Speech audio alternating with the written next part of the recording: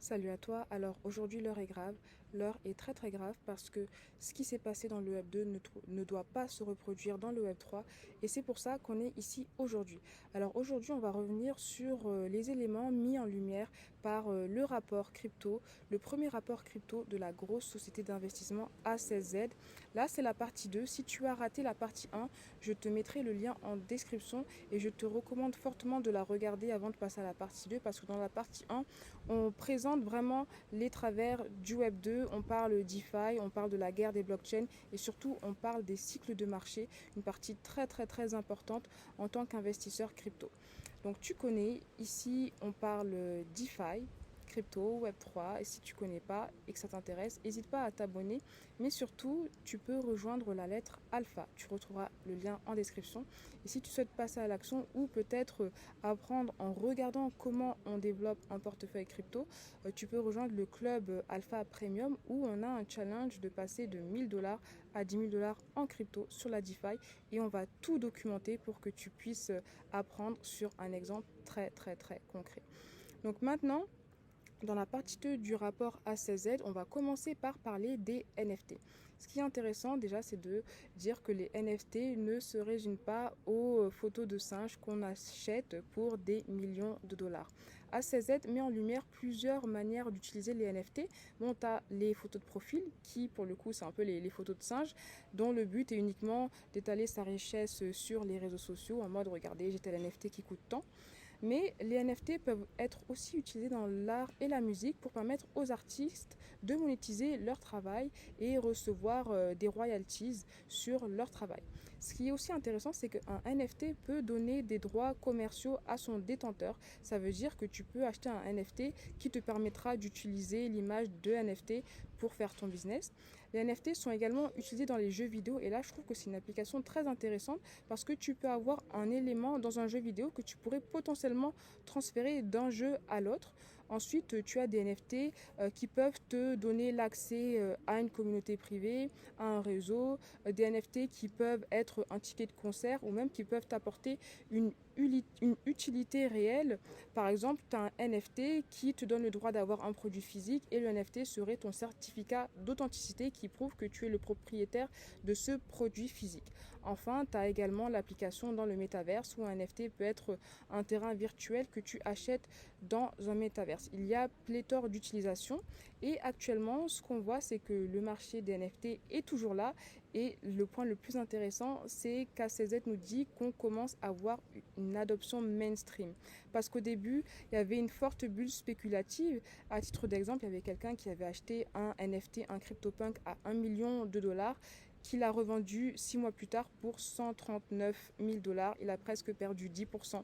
Donc on voit qu'il y avait des prix qui étaient surévalués. Mais là, on va commencer de plus en plus à avoir une adoption mainstream très concrète. Et on peut même déjà le voir quand tu vois qu'il y a des entreprises comme Starbucks, Decathlon, Spotify et même le Vatican qui commencent à utiliser les NFT. Et je pense qu'ils les utilisent pour la technologie et pour avoir une utilisation concrète très éloignée de la spéculation des photos de profil. Et une remarque qui est très intéressante par rapport au NFT, c'est que tu as souvent des personnes qui te disent oui, mais regarde, la personne elle a acheté tel NFT à 1 million, moi je peux faire un clic droit, enregistrer sous, et je l'ai sur mon ordinateur en format JPEG. Alors oui, en théorie c'est vrai, sauf que le détenteur du NFT qui a payé 1 million, il est officiellement propriétaire de ce NFT. Donc c'est comme si toi tu avais la copie de ce NFT. Et ce qui est bien, c'est que comme tout se passe sur la blockchain et que la blockchain est transparente, tout le monde peut voir que cette personne possède cet NFT à temps. Donc en fait, on peut voir les NFT comme un certificat d'authenticité qui témoigne que tu es le propriétaire d'une image ou de toute autre chose qui est mise sous forme de NFT. Et si on prend un exemple concret en lien avec Instagram, par exemple, aujourd'hui, quand tu crées un compte sur Instagram, ton compte ne t'appartient pas. Instagram peut décider de fermer ton compte comme bon lui semble. Pareil, les photos que tu publies et les données que tu génères sur Instagram ne t'appartiennent pas. Et le pire dans tout ça, c'est que Instagram utilise tes données pour se faire de l'argent sur ton dos.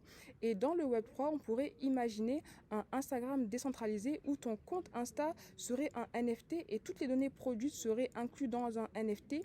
Et quand un annonceur voudrait utiliser tes données pour faire de la pub, au lieu de payer Instagram, il te paierait toi. Tu vois, donc là, il y a une redistribution beaucoup plus équitable des richesses. Et quand on regarde ce que les plateformes prennent aux créateurs de contenu, on voit que Insta, Facebook prennent pratiquement 100% de la richesse générée et OpenSea prend 2,5%. Et quand on compare les revenus, c'est encore pire. Bon, là, je pense que c'est un peu surévalué pour la surévaluation des NFT qui se vendaient pour plusieurs millions de dollars. Mais de manière générale, on voit que les créateurs de NFT gagnent beaucoup plus que les personnes qui publient sur Facebook qui ne perçoivent que en moyenne 10 centimes par utilisateur. Donc le NFT apporte beaucoup d'opportunités. Je pense qu'on va voir des utilisations de plus en plus ancrées dans le monde réel, dans le monde quotidien et utile. Et ça, c'est quelque chose de très très positif parce que là, on va vraiment commencer à utiliser les NFT, j'ai envie de dire, à bon escient. Il y a eu cette étape spéculative où c'était du n'importe quoi et là je pense que ça va se lisser et que on va voir les NFT intégrer nos vies réelles mais pour apporter une valeur ajoutée et ça c'est très intéressant. Ensuite, quelque chose qui est également en tendance, c'est le gaming. Le gaming a un très très gros potentiel et là c'est encore le début parce que même dans le gaming, on comprend les NFT, les terrains virtuels, les guildes, même les tokens parce qu'un jeu peut créer sa propre monnaie, une monnaie qui sera utilisée dans le jeu et que les personnes pourraient après revendre pour une autre crypto par exemple.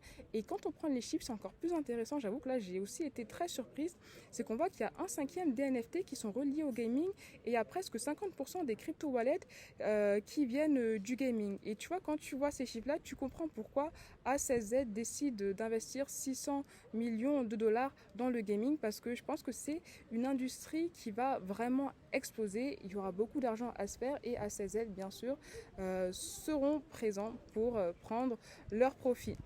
Et quand on parle de métaverse, là aussi, ça se développe bien. Tu as des ventes de métaverse qui sont en augmentation. Alors là, tu vois que tu as Otherside, le métaverse des Base, du Galab qui a explosé. Mais je pense aussi que c'est quelque chose qu'on va voir se développer à l'avenir. Et c'est d'ailleurs aussi pour ça que A16Z le met dans son rapport.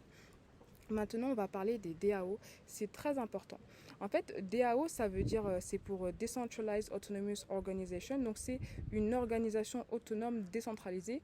Et pour faire très simple, on pourrait voir une DAO comme une entreprise Web3 en mieux, car l'entreprise dans le Web2 a pour la plupart du temps un système pyramidal.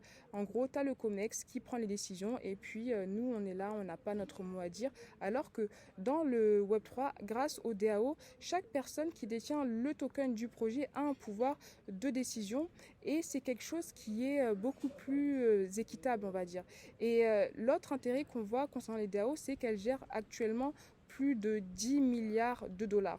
Donc ça veut dire que c'est pas un petit projet sur le côté, c'est que les DAO, c'est vraiment quelque chose qui va rentrer dans le paysage Web3 pour s'imposer comme un nouveau standard d'entreprise. Même s'il y a encore beaucoup d'évolutions à faire, c'est un signe très positif parce qu'il y a une gouvernance qui est beaucoup plus équitable.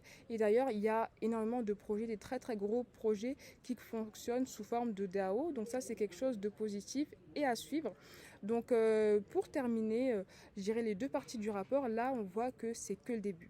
Et si on compare encore une fois ce qui est en train de se passer avec Internet, les personnes, les entrepreneurs qui étaient conscients de la révolution Internet, la bulle.com, mais qui se sont dit ah non vas-y c'est pas pour moi, ça va se cracher, aujourd'hui je pense qu'ils le regrettent parce qu'on est tous en train d'utiliser Internet. Internet, c'est vraiment une partie intégrante de nos vies. Et ce qui est en train de se passer avec la blockchain, c'est la même chose. Et là, on est encore au tout début. Donc, si on a conscience de ça actuellement, c'est très bien parce que tout est encore à faire. Et c'est une technologie passionnante qu'ici, on suit de très près. Donc n'hésite pas à me partager tes retours en commentaire, t'abonner à la chaîne si ce n'est pas fait, et puis mettre un petit pouce j'aime bien sûr, et puis on peut se retrouver dans la lettre alpha, et puis pour les plus audacieux, dans le club premium alpha avec le challenge JDK, tu retrouveras tous les liens en description. C'est tout pour moi, pense à Dior, et moi je te dis à très très très très vite pour une nouvelle vidéo.